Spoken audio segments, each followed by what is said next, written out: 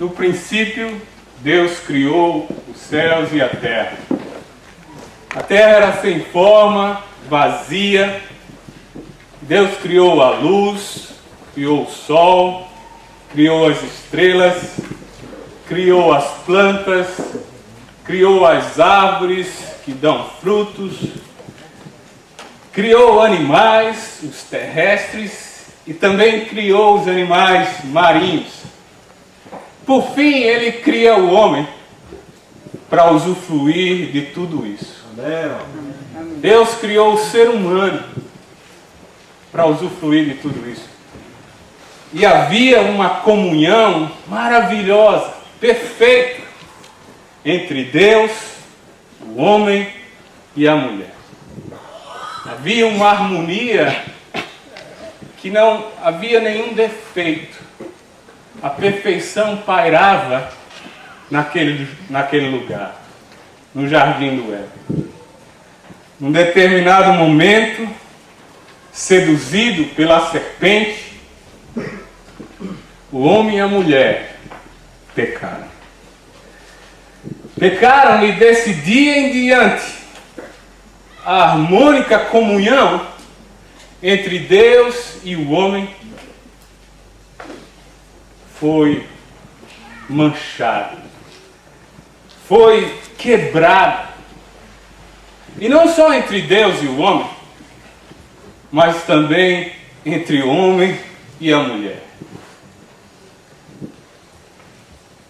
Eles comeram o fruto do conhecimento do bem e do mal. E isso estava impregnado agora e uma vez por todas em suas mentes. Perto do bem e longe do mal. Talvez seria melhor dizer o bem para mim e o mal para o meu próximo. Com esse pensamento, o homem e a mulher foram expulsos do paraíso. Primeiro homicídio. Irmão mata irmão por inveja. Não sei que arma Caim usou. Se uma faca, se uma madeira, se uma pedra. Só sei que ele precisou chegar junto do seu irmão, se arremeter contra ele e bater. Bater forte. Tirando a vida do seu próprio irmão. A população mundial vai crescendo. E com isso, a maldade entre os homens vai se multiplicando. A tal ponto que o Deus, Criador de todas as coisas, inclusive do ser humano, se arrepende de nos ter criado. Manda o dilúvio. Parece que, numa ação desesperada do Pai, acabar com toda aquela maldade que se multiplicava de uma maneira impressionante. Mas não deu certo. O homem e a mulher foram perdendo dia a dia a sua natureza humana e se tornando cada vez mais sem humanidade, desumanos, autênticos desumanos, sem nenhuma natureza humana. Em consequência disso, surgiu uma nova classe social, a classe dos desamparados. Os desamparados surgiram em consequência dos desumanos. E diante desse quadro horrível entre os desumanos e os desamparados, Deus mais uma vez tenta arrumar essa situação. E de uma maneira inusitada, ele faz algo que para alguns simplesmente era impossível. E Jesus se fez carne e habitou entre nós, cheio de graça e de verdade. E vimos a sua glória, glória como do unigênito do Pai. E embora sendo Deus, não julgou que o ser igual a Deus era algo que devia apegar-se, mas assim mesmo se esvaziou e tornou-se um ser humano. Obrigado, Giovanni, por descrever essa humanidade de Jesus na sua palestra. O Deus invisível se torna agora visível. O Deus incompreensível se torna agora compreendido. O Deus atemporal, que estava em todo lugar, que o tempo não lhe prendia, agora estava sujeito, limitado ao implacável tempo da vida. O Deus imortal, eterno, que não morre nunca, se sujeita e se deixa dominar pelos grilhões da morte. O desumano diria que isso é loucura. Deus diz que isso é amor. Amor pelos próprios desumanos, que Ele mesmo criou a sua própria imagem e que hoje, destituído da sua glória, glória que Deus o criou à sua semelhança, com todas as prerrogativas e qualidades de um ser humano, desprezava o seu próximo. Amor também pelos desamparados, para aliviar a sua dor. Não a dor da fome, não a dor da nudez, não a dor do descaso, mas a dor maior de saber que o seu semelhante é o causador do seu sofrimento. Essa é a dor maior dos desamparados. Alguém como ele causa o seu sofrimento. E por isso, Jesus precisou se tornar um ser humano. E foi. Jesus viveu intensamente a sua humanidade. O homem, em seus conflitos, se tornou materialista, se tornou individualista e desde os primórdios quis dominar o seu semelhante. Homens queriam ser deuses, deuses reis queriam ser deuses. Hoje os homens querem ser extraterrestres, querem tomar a água de Marte, querem comer as pílulas que representa algum tipo de refeição. Tarja preta, feijoada, pode comer vermelha, um churrasco, toma um comprimido, resolvido. E os normais é qualquer tipo de alimento saudável. Jesus viu que por causa disso estavam perdendo os seus sentimentos naturais de seres humanos. Viam, mas não enxergavam. Ouviam, mas não escutavam. Homens, dizendo que são homens. Talvez o que mais descrevesse ou que descreve a humanidade hoje seria um pedaço de nervo insensível, andando de um lado para o outro, sem perceber e indiferente. ao sofrimento do seu próximo. Jesus não.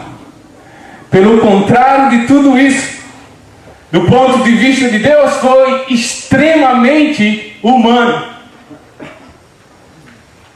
Como eu falei, ele teve sentimento como qualquer um do ser humano teria.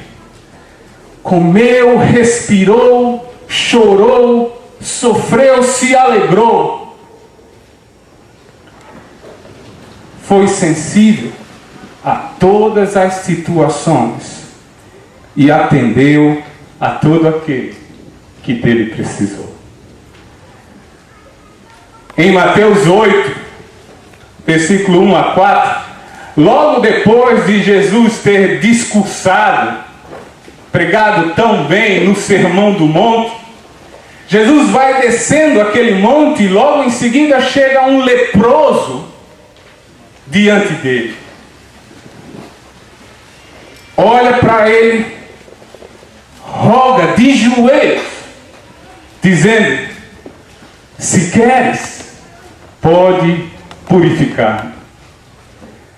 Jesus, profundamente compadecido, estendeu a mão e tocou-lhes e disse: eu quero, fica limpo. Jesus não era do tipo político que fala muito bem nos seus palanques, que prega coisas assim, que promete coisas assim impressionantes, mas quando desce do seu palanque, dá uma amnésia terrível e não cumpre nada do que faz. Jesus não era do tipo religioso que diz: vai no teu sofrimento, vou ficar aqui orando por você. Mas Jesus era um homem que se compadecia, que se assemelhava, que se identificava com o seu próximo. E ele entendia bem a palavra purificar-se daquele homem. E ele fez questão, apesar do seu poder, de tocar naquela pele suja, imunda,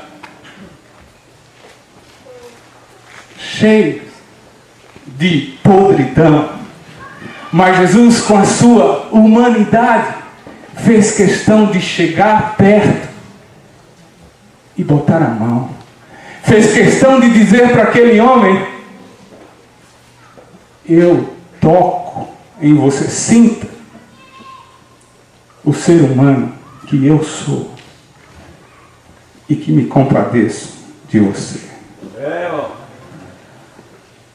Aquele leproso era um homem desprezado, abandonado, menosprezado pelos desumanos.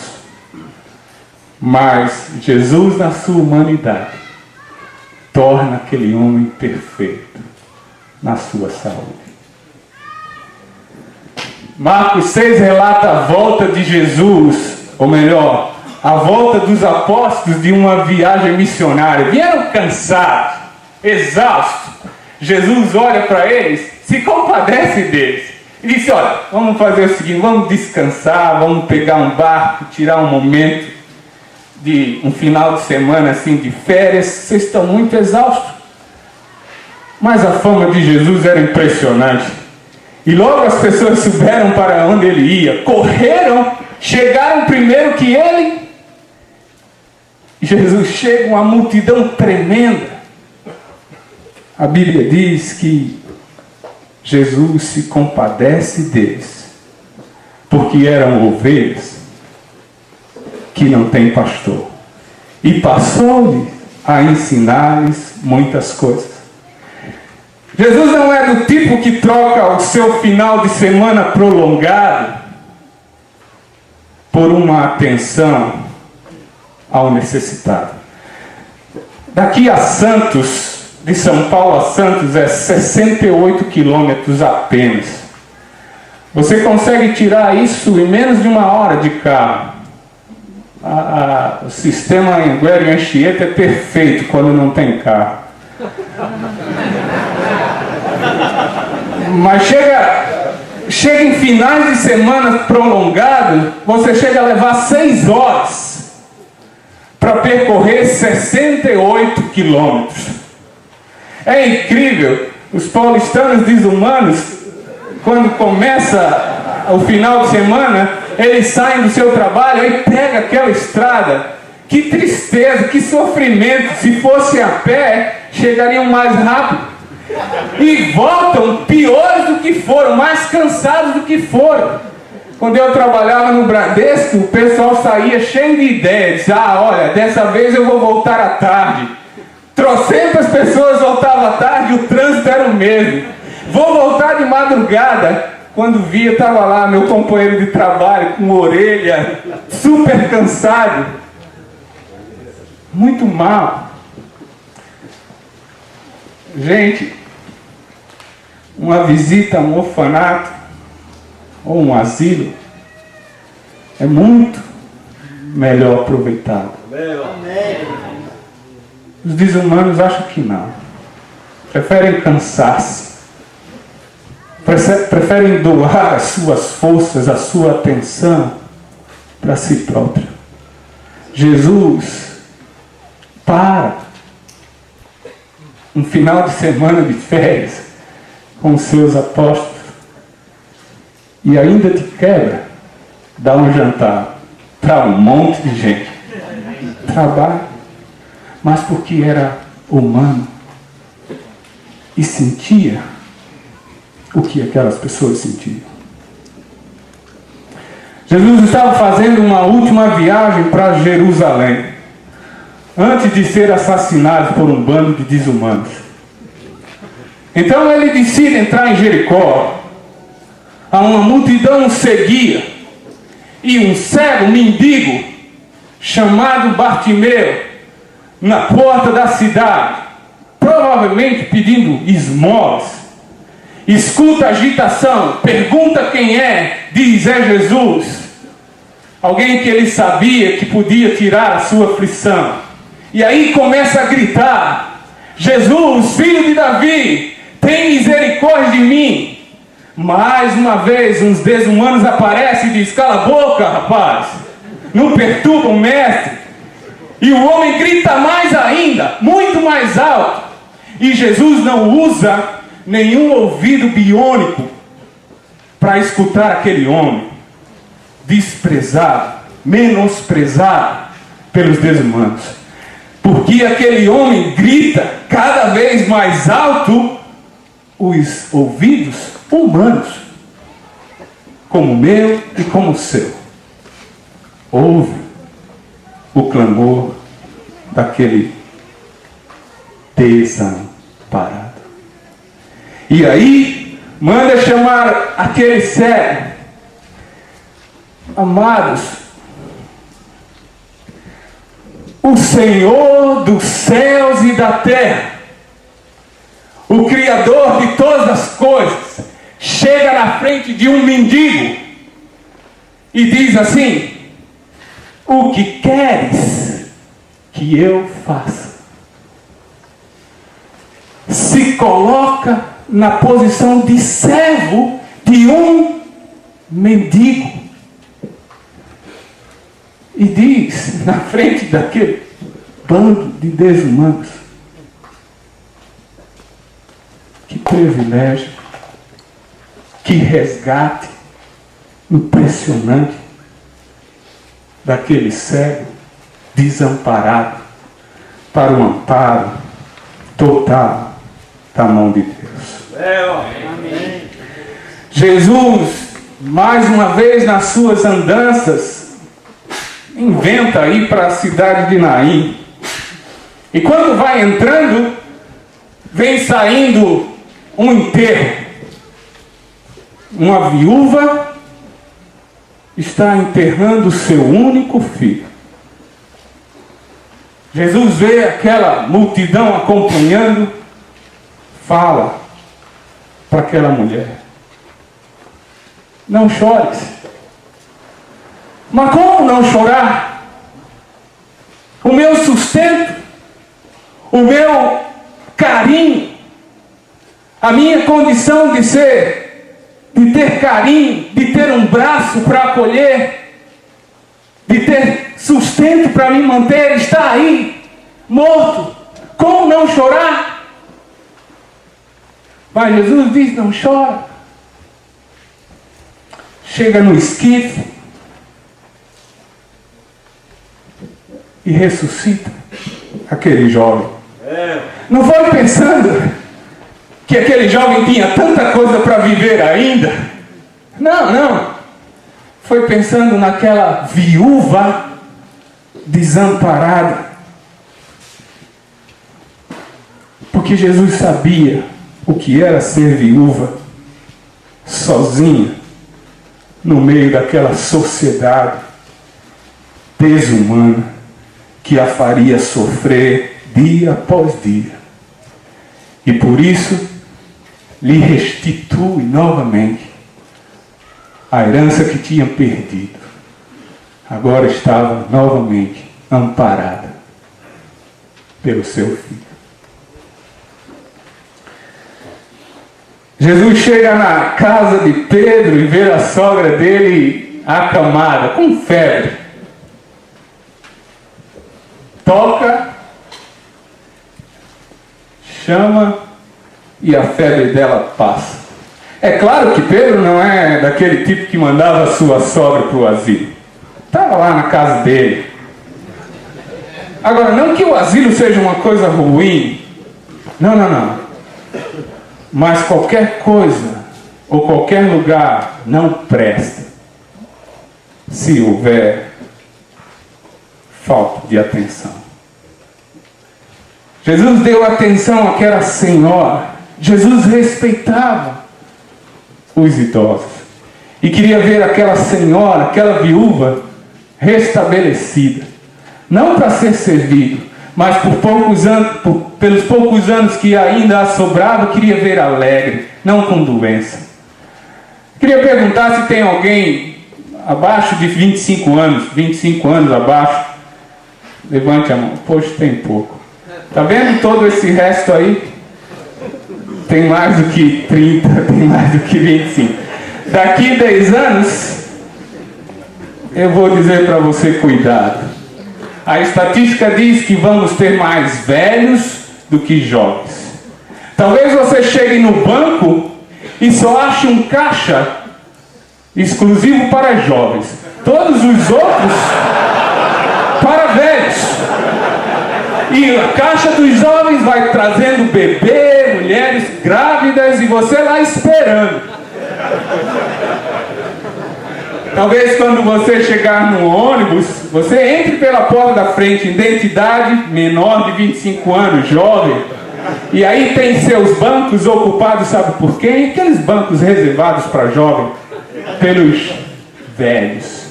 E pior, se fazendo que estão dormindo, para não dar lugar para você. E você vai sofrer dentro do ônibus cheio. Oh, que coisa. Os desumanos não entendem, mas vão ficar velhos um dia. Mateus 19, foram trazidos algumas criancinhas para Jesus. E foi trazido para que Jesus as abençoasse. Queria chamar alguns discípulos de desumanos, mas não vou fazer isso. Repreendiam dizendo: sai daqui, não perturbe o mestre. Mas Jesus dizia: sabe o que? Não as embarace, não impeça as criancinhas de vir a mim. Jesus as toma no colo e as abençoa. Gente, como as nossas crianças têm sofrido no nosso país, no nosso mundo, desde os tempos passados, oferecidas como sacrifícios a Moloque. Um desumano rei egípcio, com medo do povo judeu crescesse assim de uma maneira grandiosa, manda matar todas as crianças. Graças a Deus que o Senhor protege Moisés. Outro, chamado Herodes, temendo perder o seu reinado, manda matar todas as crianças de 2 anos abaixo. Foi terrível, gente, o que aconteceu naquele período. As crianças sendo tiradas dos seus pais e sendo mortas de uma maneira desumana, sem sensibilidade nenhuma. A Unicef informou, através do Jornal Nacional, eu estava assistindo o Jornal Nacional com meu filho Samuel, ele tem 8 anos, que morre uma criança de fome a cada 5 segundos. Meu filho Samuel levantou as 2 mãos. Ele sabe contar segundos, porque eu dei um relógio para ele de segundo. Ele fica brincando com meu filho mais velho, quem fica mais tempo em cima de uma bola, né? Ele conta segundos. De repente desprezou o relógio e já contava com o dedo, né? E ele ficou numa mão,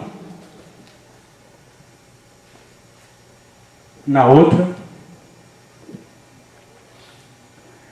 Quando ele chegou a 5 crianças mortas em 25 segundos, Samuel olhou para mim, correu e se abraçou nos meus braços, se jogou nos meus braços e não falou nada.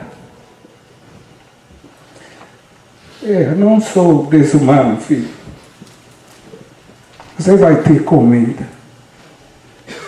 até eu morrer. Jesus veio como um ser humano para amparar os desamparados. Agora, para isso, ele precisava dar continuidade, porque logo ia morrer, logo ia ser assunto dos céus. E por isso, acreditando, sabendo que os desumanos ainda têm dentro de si a raiz ser humana que Deus lhe deu. E por isso, ele vai em busca e resgata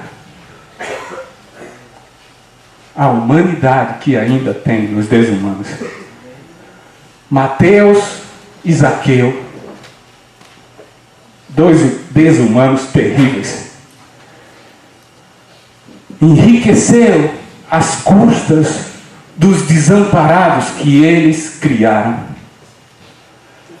Mateus, quando é resgatado, quando tem a sua humanidade resgatada dentro de si por Jesus Cristo, dá uma festa e chama todos aqueles desamparados para dentro da sua casa. Zaqueu, eu não sei com quanto ele ficou, porque diz lá que a metade dos seus bens ele deu aos pobres, e a outra metade ele deu 4 vezes mais a quem ele tinha roubado. Não sei com que esse Zaqueu ficou, mas eu sei de uma coisa, que ele ficou curado da sua desumanidade. O apóstolo Paulo cita uma lista dos irmãos em Corinto, chamando de imorais, idólatras, adúlteros, homossexuais, ladrões, avarentos, alcoólatras, caluniadores, trapaceiros. E diz para ele: tais fosses um desses, mas agora eles tinham sido lavados, santificados, justificados em nome de Jesus Cristo. Agora estava olhando diferente as pessoas, estavam olhando diferente os desumanos. Alguns desumanos quiseram permanecer desumanos, como foi o jovem rico. Não quis tomar a grande decisão da sua vida, de deixar o que mais lhe afligia e dar aos pobres e dar aos desamparados. Jesus até disse, eu não sei onde, o apóstolo Paulo que falou, né? Mas bem-aventurado é dar do que receber. Fiquei pensando muitas vezes onde é que foi que Jesus citou isso. Eu acho que talvez foi em Lucas. Lucas 12 estava descrevendo a mesma passagem de Mateus, capítulo 6, falando daqueles aflitos, daqueles que estavam muito tristes, porque não sabiam o que tinham que comer, ou beber, ou vestir. E aí, Lucas retrata de uma maneira interessante, porque no final, versículo 33, Lucas diz para aquelas pessoas que não sabiam o que iam ter para comer no dia seguinte, diz mesmo assim, de uma maneira assim, bem incentivadora: vai, vende tudo que você tem, o que lhe resta na sua despensa, no seu armário, e dá aos pobres. Talvez foi ali que Jesus disse isso. Talvez foi ali que Jesus disse: por quê? Porque eu vou desfazer tudo que eu tenho para dar aos pobres? Porque você vai ser mais feliz. Porque a felicidade vai tirar a tua depressão, vai tirar a tua ansiosidade. Para curar a ansiosidade, depressão, muitas vezes você não precisa ir para um psicólogo. Você precisa só dar. A sua alegria é restituída. Disseram para uma mãe que logo depois do seu parto, elas têm depressão chamada pós-parto, né? E isso, assim, demorou bastante. Demorou muito tempo, então isso se alastrou na sua vida. E aí ela guardava todas as roupas que ela tinha do bebê. Guardava tudo. Fraldas, babador, cuequinha, enfim, tudo. Aí disseram para ela: por que você não faz o seguinte? Você vai ter alguma atividade para fazer? Recorta todas essas roupinhas e faz um edredom, uma coxinha para o seu neném. Cada vez que você olhar para aquela coxinha, você vai lembrar do seu bebê. Vai ser uma felicidade tremenda. E aí você vai ter coisa para fazer. Você precisa gastar R$70, mas nada mais que isso. Era uma atividade para tirar o seu desespero, a sua depressão. Sabe uma coisa que ela poderia fazer? Dar tudo aquilo que ela tinha para outra criança necessitada. E aí ia se cumprir aqui. A alegria ia ser novamente restaurada para aquela mulher. Graças a Deus e ao Senhor Jesus, que na sua igreja existem pessoas alegres, seres humanos, que por onde passa, não deixas um sequer desamparado. Eu posso contar da minha vinda a São Paulo 15 anos atrás. Vim tentar o futebol aqui. Saí do Nordeste para essa São Paulo, Paulo e Sé desvairada. Até cheguei uma vez, foi incrível, nunca tinha visto uma cena daquela. Numa quinta-feira, fui no centro, de manhã, um mendigo comendo a feijoada da quarta do lixo. Comendo, literalmente, estava lá mastigando. Eu olhei para as pessoas e todas as pessoas estavam passando. Eu fiquei assustado com aquilo. Mas aquilo foi para mim um bem-vindo, Ricardo, a São Paulo, desumano. E eu vim para cá nessa angústia, nesse lugar. E aí o irmão, meu empresário, Antônio Silva, está por aí. liga para alguns irmãos aqui em São Paulo. Chegamos assim numa segunda-feira, uma chuva tremenda. Ficamos embaixo do viaduto Santa Efigênia. Chuva demais. Nunca tinha visto trovão igual aquele.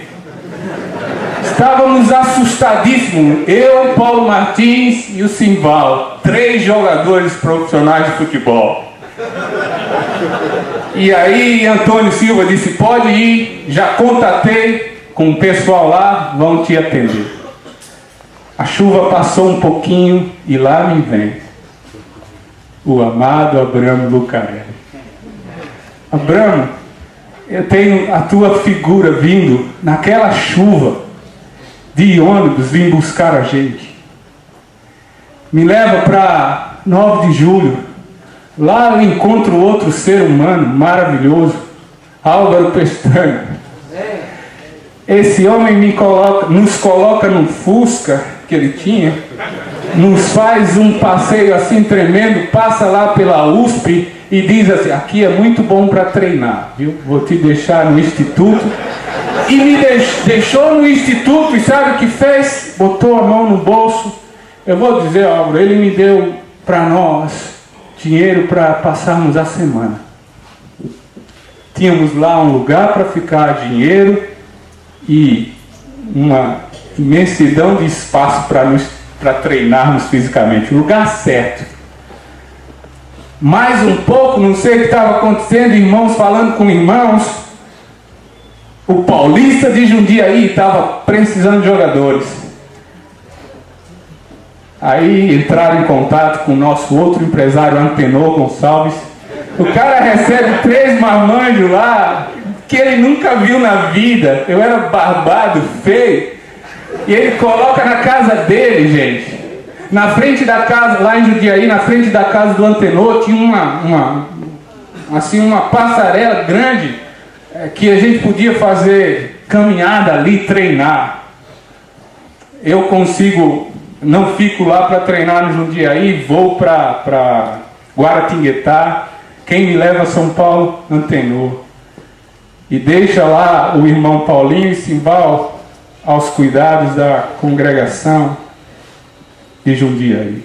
O amado que já não está mais conosco, o Chicão, e vocês sabem mais do que eu, que lugar, que ser humano nós temos. A igreja amparou esses desamparados que vieram do Nordeste. E eu sei, amados, que aqui tem pessoas que quando recebiam 2 salários, dava todo o seu salário para as pessoas que necessitavam. Que quando visitava alguém na favela, que via o telhado quebrado, reconstruía o telhado para não cair água dentro de casa. Eu sei de pessoas que quando alguém foi bater na sua casa para pedir uma ajuda, para tirar as malas guardadas na rodoviária, não só deu dinheiro, mas também foi lá buscar, levou na casa do Tietê para Carapicuíba, fez mudança. Eu sei de tantas coisas que esses amados seres humanos fazem na igreja. E você pode contar histórias como essa para mim. Irajá, meu amado de Campo Grande, aqui de São Paulo. Meu amado Paulo Martins, quantas ele já me tirou. Enfim, gente, vocês podem conhecer esses homens como diáconos, como presbíteros, como pregadores, como professores. Eu conheço como seres humanos que foram resgatados por Jesus e que hoje vive a mesma história de Jesus enquanto teve presente aqui entre nós. E Jesus continua na figura de cada um de vocês. Jesus amava todos, mas olha, gente, ele era apaixonado pelo desamparado.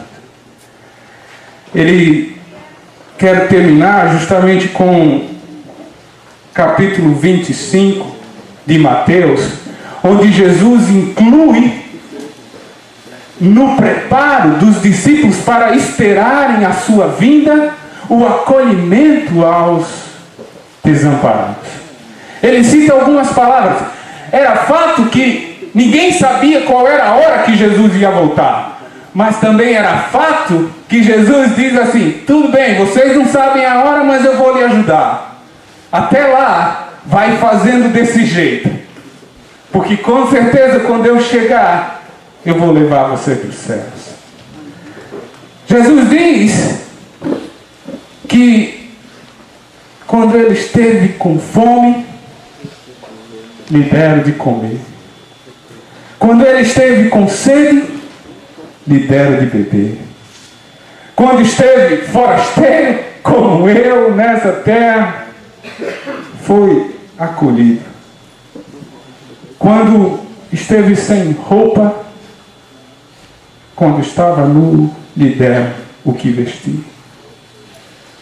Quando ele estava doente, foi visitar e restaurar. Quando estava preso, foi visitar. Naquele dia, os desumanos que não observaram isso e ainda estão sem observar, irão para o inferno. Não feito para eles, feito para o Satanás e seus anjos, mas infelizmente vão para eles. Mas a igreja do Senhor, que uma parte está aqui reunida, vai para o céu. Amém. Amados, quando eu estava lendo essa passagem, a campainha de casa tocou. Eu fui atender, estava sozinho em casa. Um garotinho, um pouco mais de 11 anos, disse: olha, minha mãe comprou um gás, mas não tinha dinheiro para pagar. Eu queria falar com a sua Neide, a sua esposa. Mas por que não? Porque eu vendo pastel para ela, ela sempre compra de mim. Eu disse: não, mas fale. Então, o rapaz que vendeu o gás para nós disse que cada dia que a gente devesse ia ser acrescentado mais R$1 o gás. E o gás já está R$45. Aí eu disse: não, faz o seguinte, toma uma parte e depois você passa aqui e fala com minha esposa, porque ela mexe com a benevolência lá na igreja de uma pessoa, vai poder te ajudar mais. Quando dei as costas, lembrei dessa passagem, voltei, o jovem já estava assim, o garotinho já estava longe. Eu digo: ei, qual é teu nome? Olha, irmãos, eu queria tanto que ele dissesse Jesus, queria muito. Ele olhou para mim e fez: meu nome é Arthur.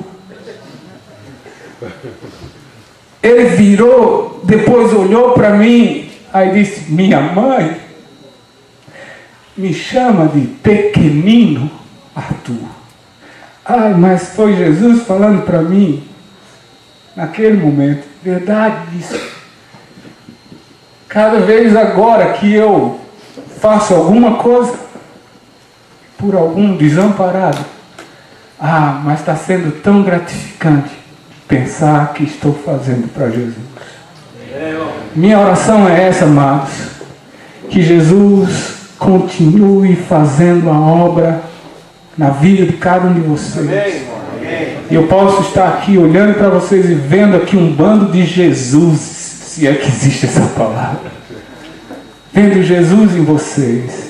E a minha oração é que cada vez mais vocês continuem apaixonadíssimos pelos desamparados.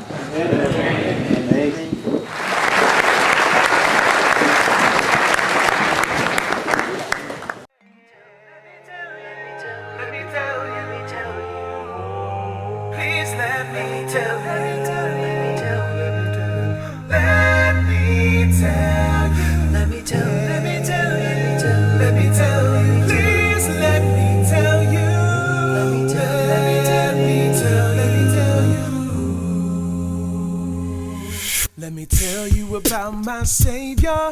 Let me tell you about my friend. Don't know where I'd be without him. No telling where I'd have been. Because he died.